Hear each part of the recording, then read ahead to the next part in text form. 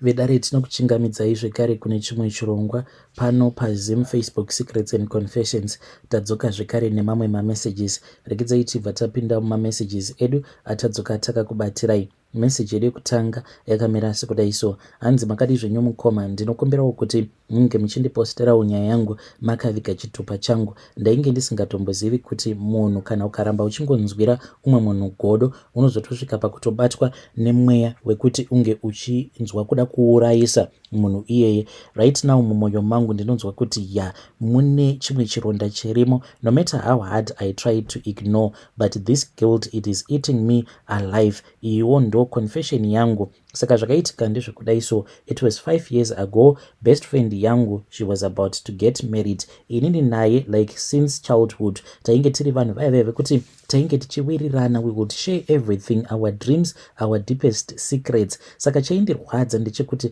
ndaiti kana ndikamutarisa so ndobva ndati asi Mwari zvamunoita hamusi fair.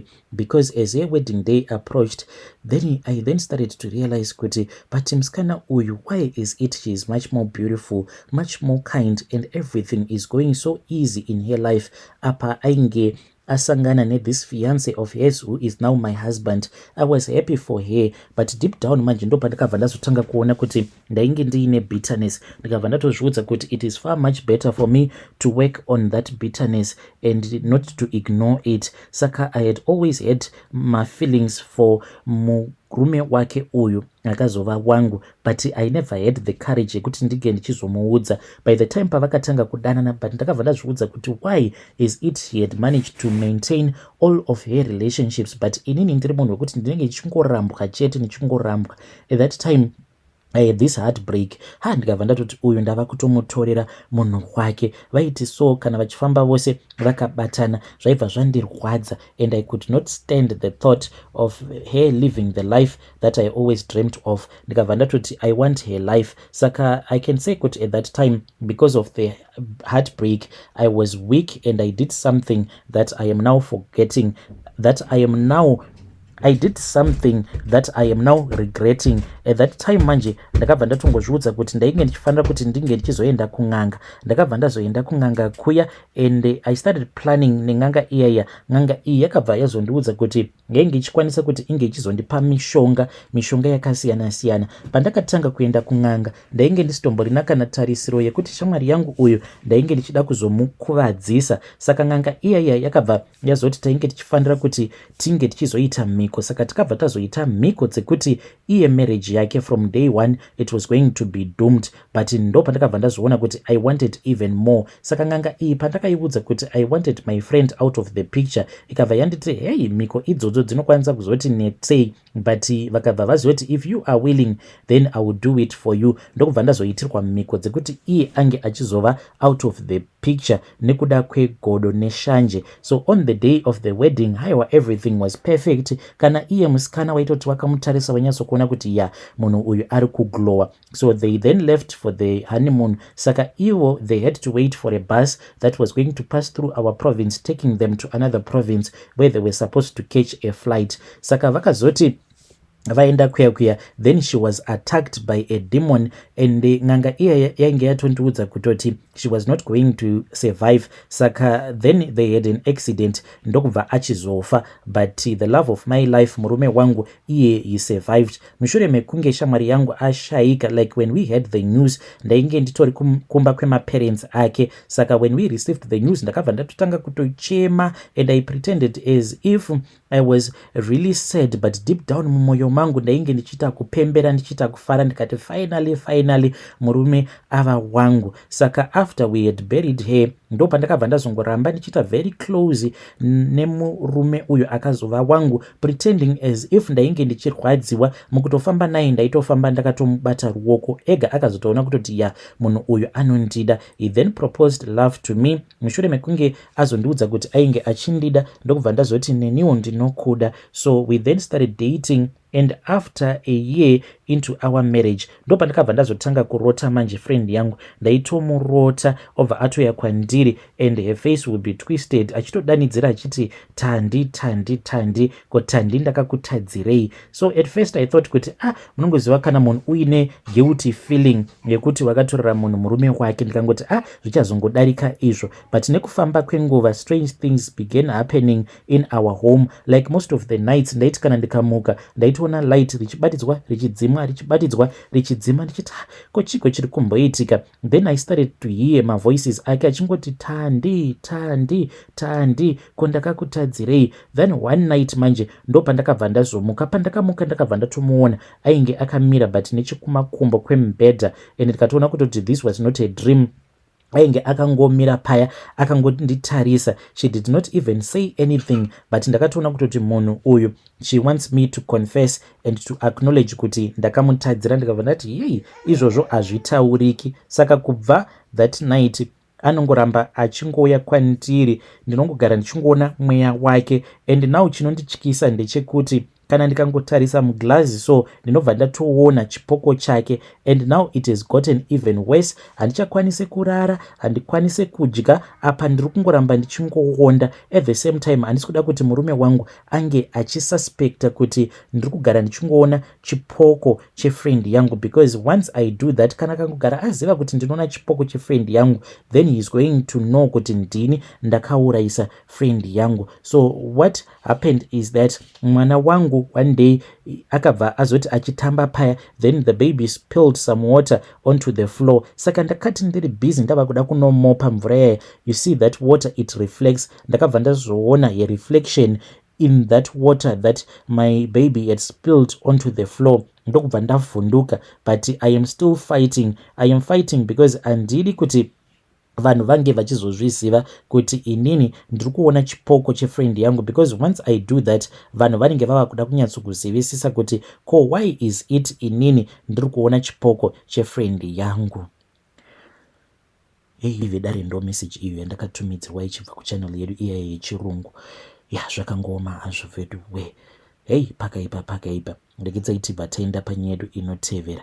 Nyedu inotevera yakamira sekudai. Hanzi makadi zvenyu mukoma Nash, ndinokumbirawo kuti munge muchindiposterawo nyaya yanguwo makaviga chitupa changu. Ndauyawo pano neconfession yangu iyo ndiinayo. Saka confession yangu iyo yakamira sekudai. So ndinoda kureurura kuti inini I am an Instagram model and I am from Kenya. Saka kubva nekubvira ndainge ndiri munhu uya wekuti I was living a glamorous life. Saka vanhu vazhinji when they are following me, they just look at my beauty, at my pictures and at my bank account, and vanhu havatozivi kutoti there is another side, a dark side of us, the life that we live as maslay queens, because kazhinji mbinga dzinouya kuma inbox kwedu and they have some weird request for us. Saka there was this other day, like any normal day, I was waiting kuti mbinga dzangu dzinge dzichitaura neni. Ndo pandakabva ndazoreceive a message from a man. This man iye akabva azondiudza kuti he was a wealthy businessman from Dubai. So ndakabva ndazotarisa profile yake, ndikabva ndatosharewo profile yake. After I had shared my profile with some of my friends, vakabva vandipa the go ahead, vakanditi this guy he was legit. Saka the guy told me kuti he was going to Nairobi, our country, for a business trip, and he wanted to book me for one night. Saka akabva azondiudza kuti he wanted to give me $50,000 just for dinner in some company. Akabva ati you can bring your friends to chop my money. Saka we had done this before many times, and even though I knew kuti zvinhu izvi zvine mariski zvekungoti unongosangana nembinga, anyway we went there.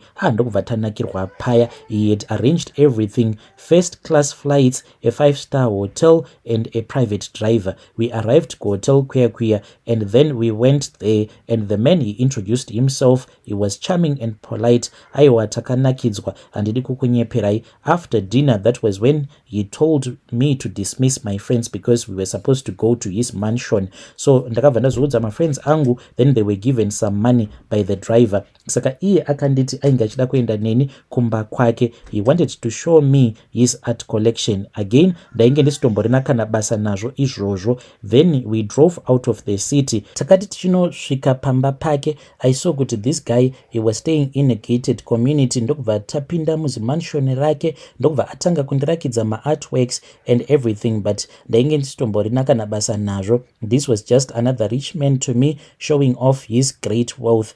Then ndokubva tazongoramba tichingofamba giving me a tour of his house. Takati tirimo muzimanshoni area, then I felt kuti there was a strange atmosphere all of a sudden. Ndaiti kana ndikatarisa all the symbols and mamwe ma-statues that were all over the house, they were like demonic. Akabva azoenda neni into this other large room at the back of the house. Saka takati chinopinda muzirumu area, ndakabva ndazoona kuti mainge muine rimwe zimubhedha, an oversized bed, but zimubhedha iri rainge rakatenderedzwa nema-burning candles nemamwe ma-strange symbols ainge akadrowewa on the floor. Ndakabva ndatanga kunzwa hana yangu ichirova. Then kana iye ndakati ndakamutarisa murume uyu, ndikabva ndatoona kuti chiso chake chainge chatochinja. Akabva aita zvekundikomanda, akabva anditi iwe rara apo, achinongedzera pamubhedha. Ndakabva ndatanga kufamba, ndikabva ndati that is weird. So ndakati ndichifamba ndopandakabva ndazomunzwa ava kutaura, but ainge achitaura neimwe language yandainge ndisinganzwisise. All of a sudden ndopandakabva ndazoona mamwe mabodyguard ake maviri akabva azongoappear out of nowhere. Mabodyguards awa vakabva vazondibata manje, they forced me onto the bed. Ipapo ndopandakabva ndanzwisisa kuti there was something that was sinister that was about to happen. Iye manje akabva azongotanga manje kungoita sekunge ainge achiteketerera using a strange language. Ndakabva ndatoona kutoti panapa kana ndikaita zvekutamba ndinokwanisa kuurawa.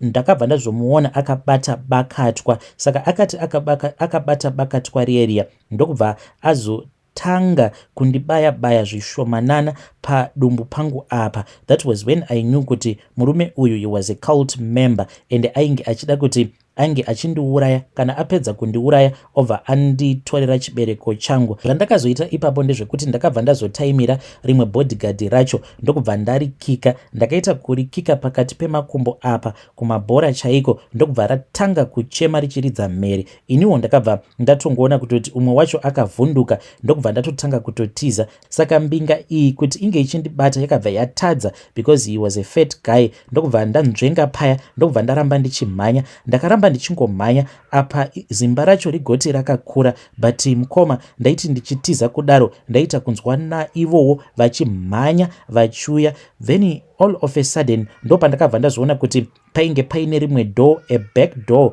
that led me into the garden. I just pushed the door and I ran outside. Ndokubva ndatanga kumhanya ndichimhanya. So ndaimhanya ndiri mune rimwe garden, sort of like an orchard.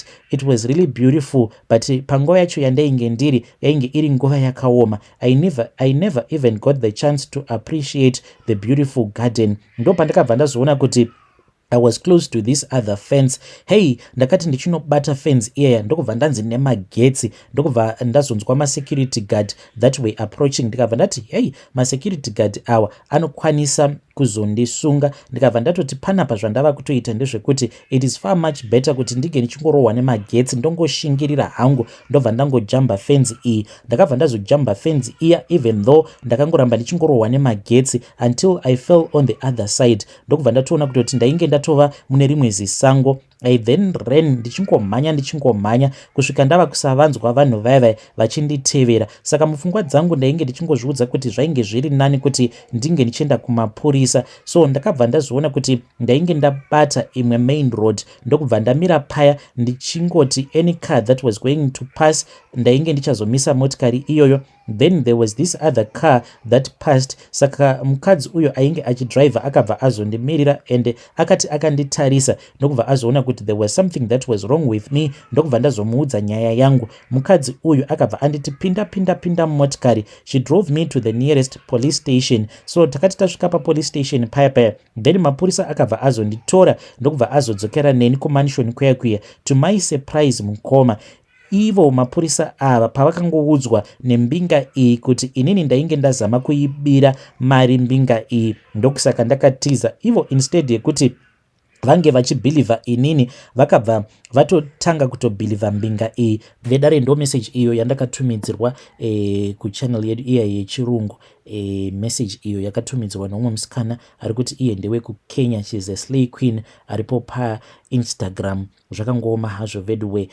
Let us talk about this issue in the comment section. Regedzai tibva taenda panyaya yedu inotevera. Nyedu inotevera yakamira sekudai. So hanzi makadi zvinyu mukoma, ndinokumbirawo kuti munge muchindipostirawo nyaya yangu makaviga chitupa changu. Ndava ne3 months kubva zvandakaroorwa. Inini nemurume wangu uyu tainge tava nenguva zvedu tigere kunoku kuSouth Africa, but kubva zvatakabva kumusha nemurume wangu hatisi kana kutombowirirana zvachose. Saka I am suspecting kuti zvimwe kuda amai vangu, but kuti amai vangu vangaita moyo wakashata kudaro, yet ivo vachitobenefita because murume wangu uyu anogara achingovatumidzira mari. But for the first time in my life murume wangu akandirova, and iye is still taking care of my mom. Ndakaitika ndezvekuti patainge tichiri kumusha ndakatoshamisikawo amai vangu. Amai vangu ndakavabatikidza vakapfeka kepu yemukwasha wavo. Nhai zvirikowo here kuti amai vako vangapfeka kepu yemurume wako. Sine murume wangu tainge tabuda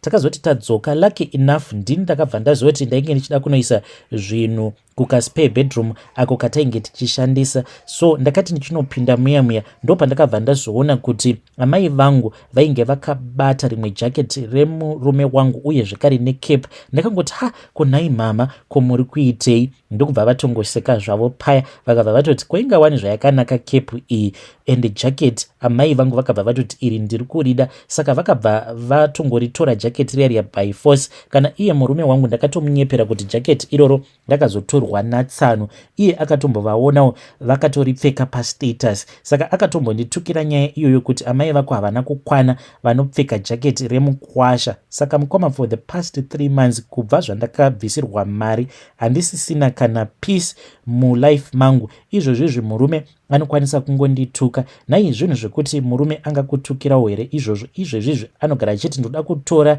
reza ndinge ndichikucheka nzeve dzako, nzeve dzedzia zvidhori zvekusika rudzi kwemunhukadzi. Ari kunditi ari kuda kuzvicheka because haazvidi.